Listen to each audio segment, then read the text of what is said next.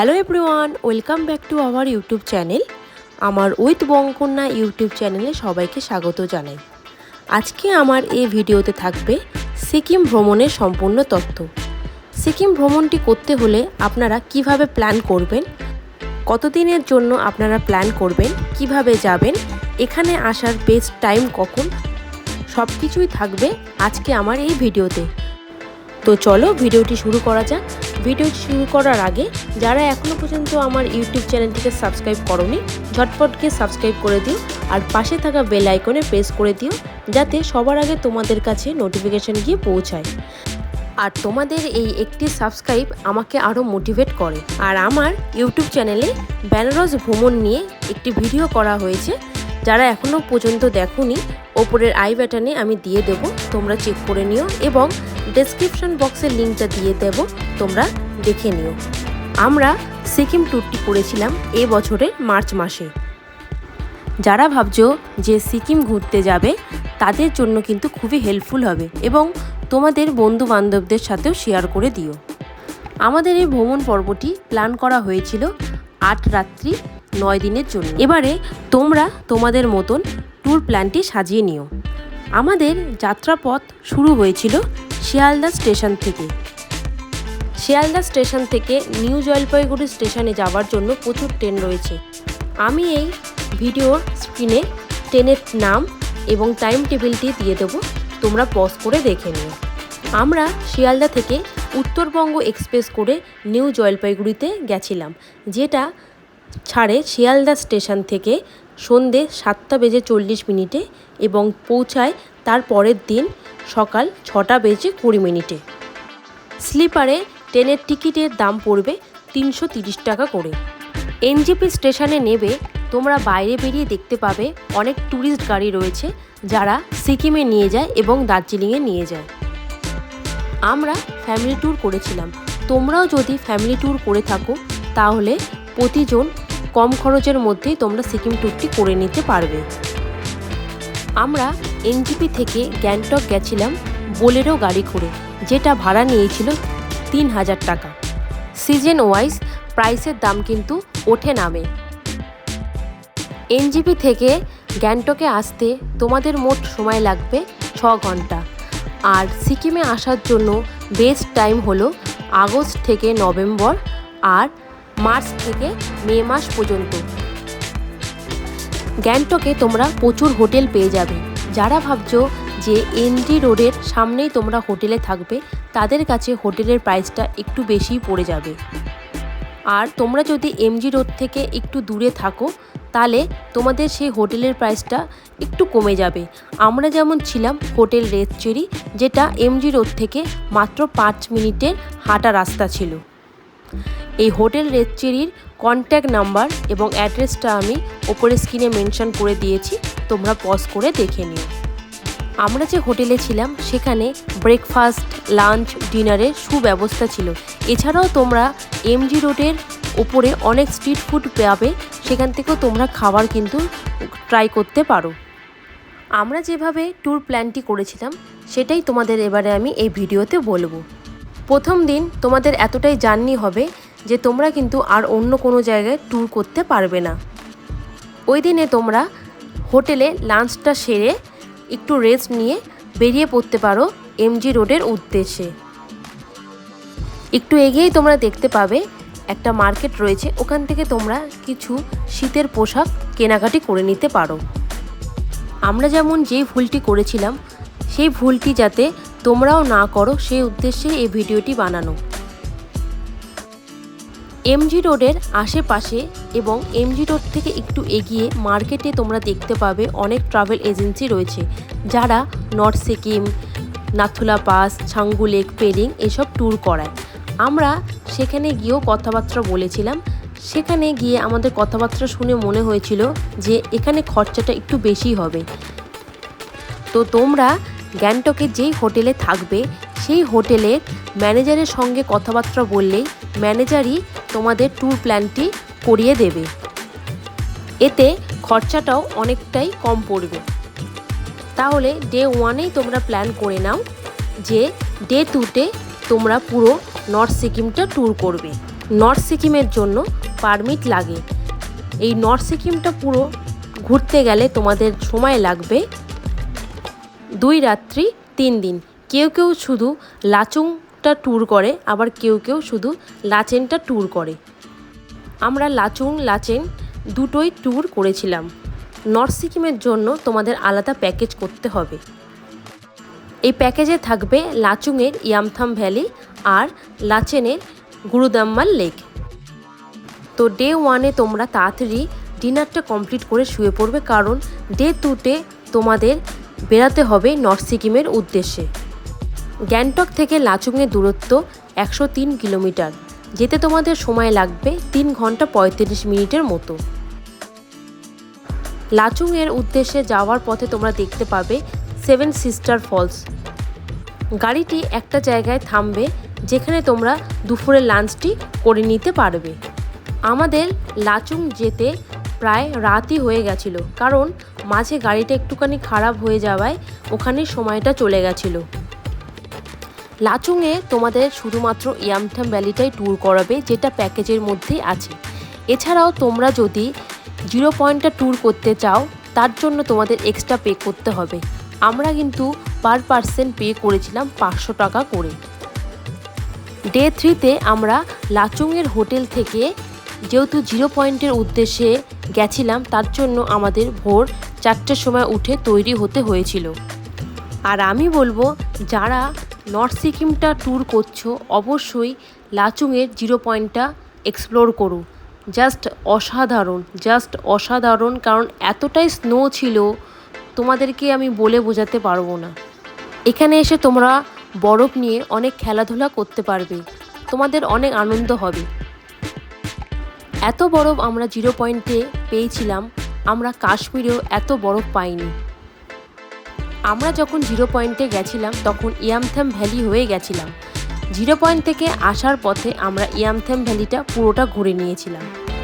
এই ইয়ামথাম ভ্যালিতে অক্টোবর-নভেম্বর মাসে অনেক সুন্দর সুন্দর ফুল ফোটে।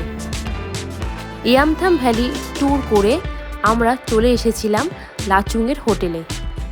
লাচুংয়ের হোটেল থেকে লাঞ্চটা কমপ্লিট করে আমাদের যাত্রা শুরু হয়েছিল লাচেনের উদ্দেশ্যে। লাচুং থেকে লাচেনে যাওয়ার পথে তোমরা দেখতে পাবে অমিতাভ বচ্চন ফলস, যেটা কিন্তু উচ্চতায় অনেকটা বেশি ছিল। লাচুংয়ের থেকে লাচেনের দূরত্ব 50 কিলোমিটার, যেটা সময় লাগবে প্রায় 2 ঘন্টার মতো। লাচুংয়ের থেকে লাচেনে বেশি ঠান্ডা আমার মনে হয়েছিল। লাচেনের হোটেলে এসে তাড়াতাড়ি আমরা রাতের ডিনারটা কমপ্লিট করে শুয়ে পড়েছিলাম, কারণ পরের দিন যেতে হবে আমাদের গুরুদাম্মাল লেক। ডে 4-এ আমরা গেছিলাম লাচেনের হোটেল থেকে গুরুদাম্মাল লেক। এই গুরুদাম্মাল লেক 17,800 ফুট উচ্চতায় অবস্থিত। মার্চ মাসে গুরুদাম্মাল লেকের জল পুরো বরফে ঢাকা থাকে। এপ্রিল মাস থেকে বরফ গলতে আরম্ভ করে।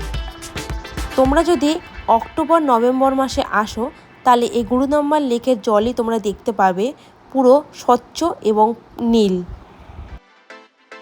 এই গুরুদাম্মাল লেক ট্যুর করে আমরা চলে গেছিলাম লাচেনের হোটেলে।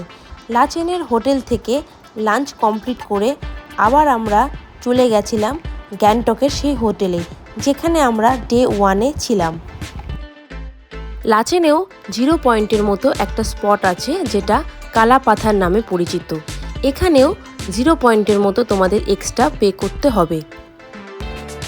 তাহলে তোমরা গুরুদাম্মাল লেক ছাড়াও লাচেনে পেয়ে যাবে একটা এক্সট্রা এক্সপ্লোর করার জায়গা, কালা পাথার।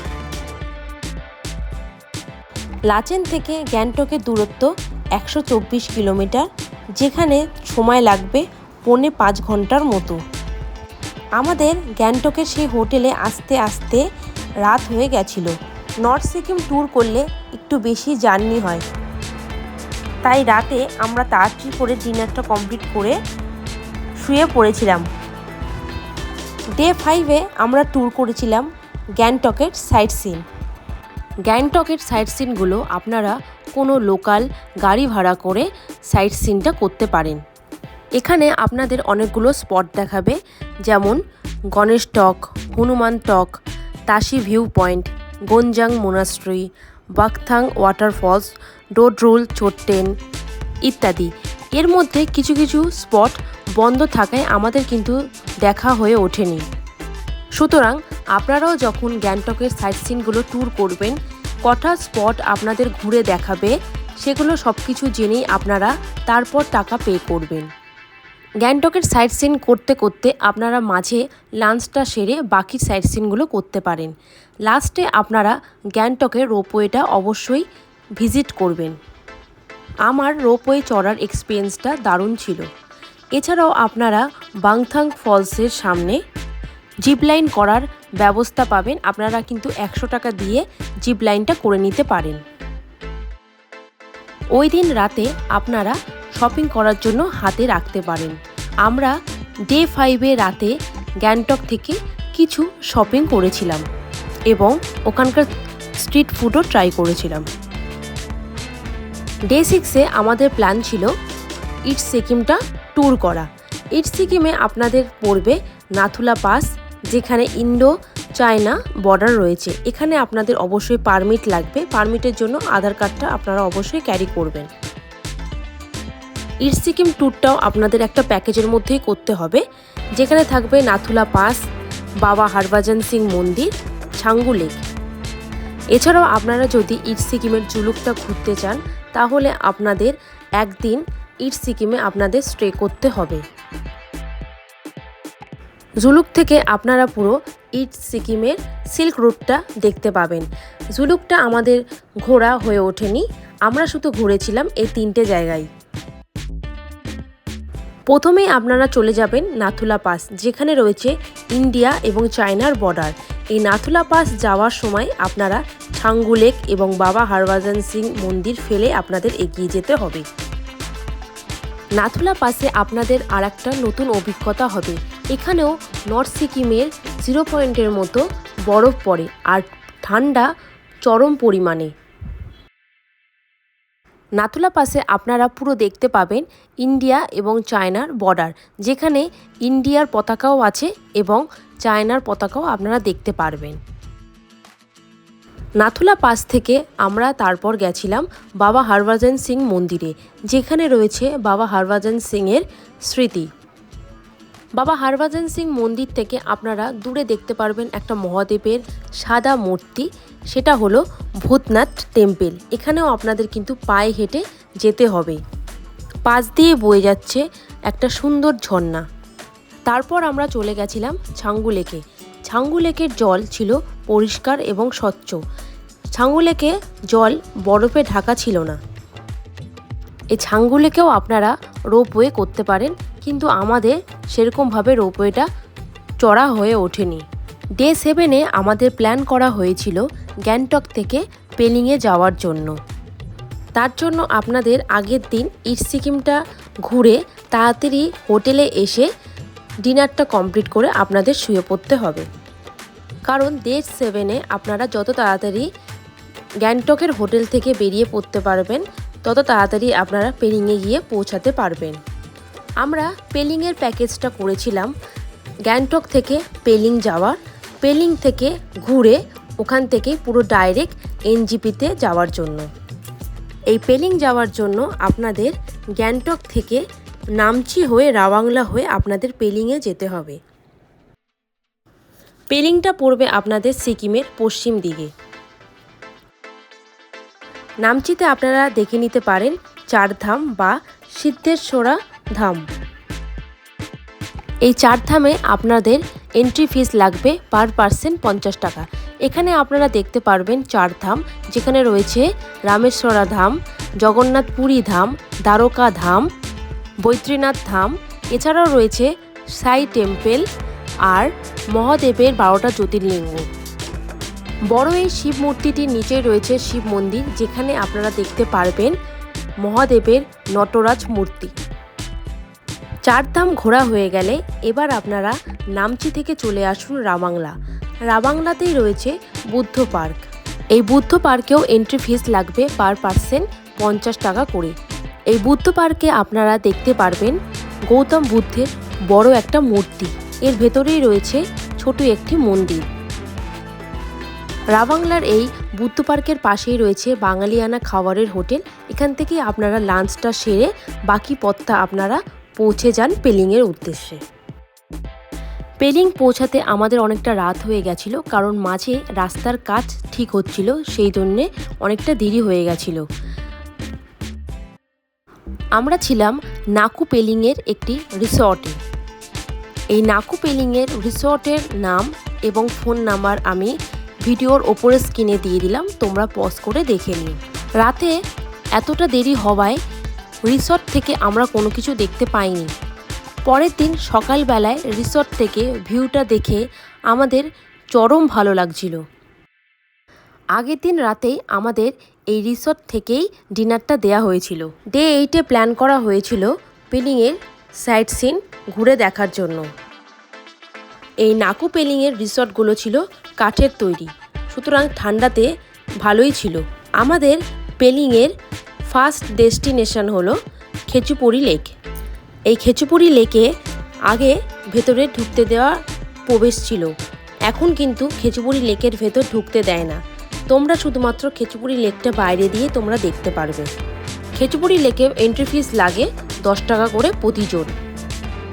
এই খেচুপুরি লেকের জায়গাটি ছিল খুবই শান্তশিষ্ট এবং নিরিবিলি।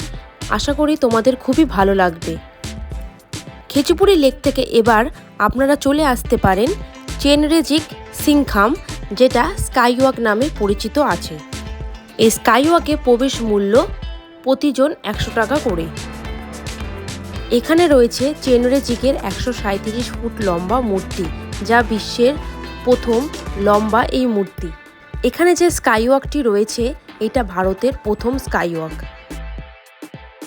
কাচের ওপর দিয়ে যখন আপনারা হেঁটে যাবেন তখন কিন্তু আপনাদের মধ্যে একটা ভয়, একটা আবির্ভাব হবে। আমারও কাছে সেটা হয়েছিল। এই কাচের স্কাইওয়াকটি অনেক উচ্চতায় অবস্থিত রয়েছে।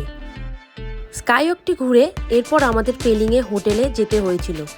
ওখান থেকে লাগেজটা নিয়ে আমরা বেরিয়ে পড়েছিলাম এনজিপিতে যাওয়ার উদ্দেশ্যে। এনজিপিতে যাওয়ার পথে আপনারা একটা বাঙালি হোটেল থেকে লাঞ্চটা কমপ্লিট করে নিতে পারেন।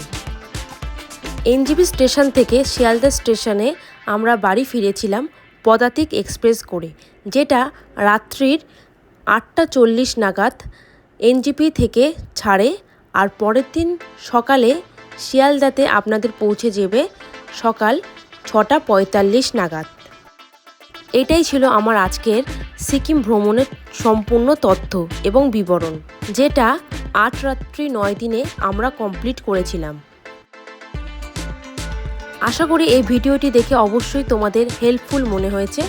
যদি ভিডিওটি তোমাদের কাছে হেল্পফুল হয়ে থাকে তো অবশ্যই ভিডিওটিতে লাইক করে দিও আর সাবস্ক্রাইব করে দিও আমার ইউটিউব চ্যানেলটিকে। আশা করছি যারা আগামী দিনে সিকিম ভ্রমণটি ট্যুর করবেন, এছাড়াও যারা সিকিম ভ্রমণ নিয়ে প্ল্যান করছে, এই ভিডিওটি দেখে অবশ্যই তাদের হেল্পফুল মনে হবে।